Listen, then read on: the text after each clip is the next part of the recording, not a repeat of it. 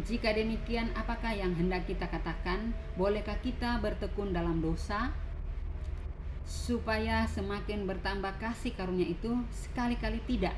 Bukankah kita telah mati bagi dosa? Bagaimanakah kita masih dapat hidup di dalamnya? Atau tidak tahukah kamu bahwa kita semua yang telah dibaptis dalam Kristus telah dibaptis dalam kematiannya? Dengan demikian kita telah dikuburkan bersama-sama dengan Dia oleh baptisan dalam kematian, supaya sama seperti Kristus telah dibangkitkan dari antara orang mati oleh kemuliaan Bapa, demikian juga kita akan hidup dalam hidup yang baru. Sebab jika kita telah menjadi satu dengan apa yang sama dengan kematiannya, kita juga akan menjadi satu dengan apa yang sama dengan kebangkitannya.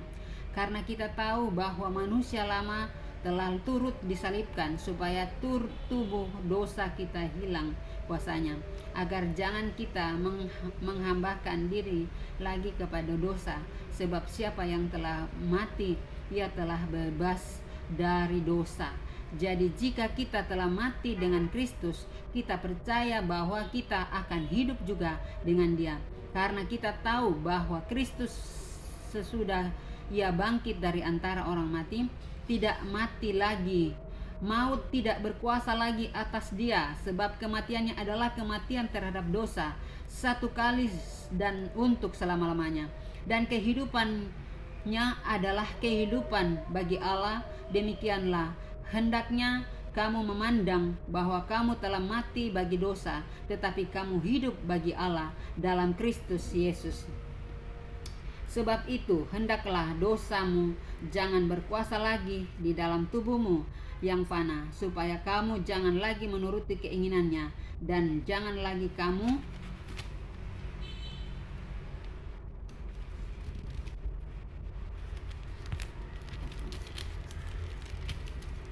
menyerahkan anggota-anggota tubuhmu kepada dosa untuk dipakai sebagai senjata kelaliman. Tetapi serahkanlah dirimu kepada Allah sebagai orang-orang yang dahulu mati tetapi yang sekarang hidup.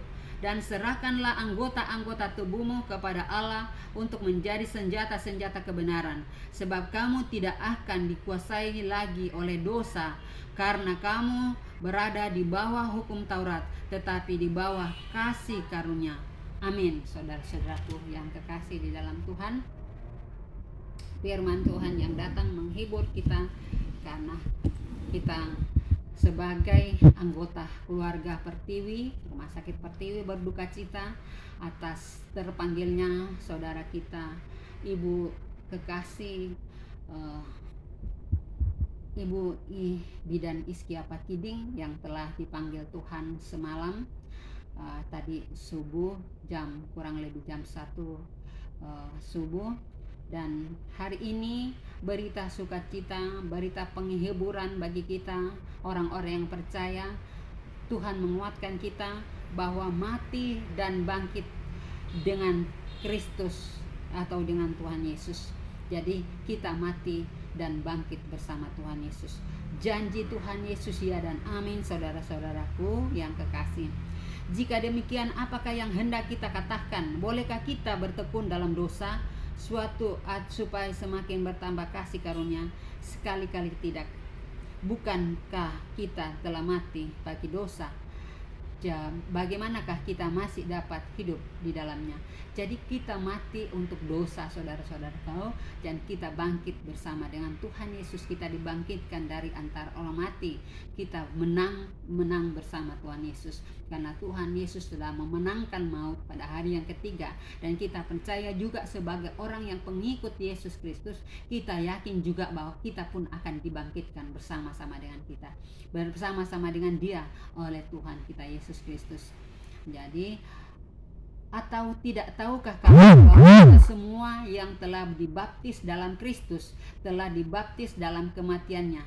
Jadi kalau kita sudah dibaptis dalam nama Tuhan Yesus, maka kita juga dibaptis dalam kematian Tuhan Yesus, saudara-saudaraku.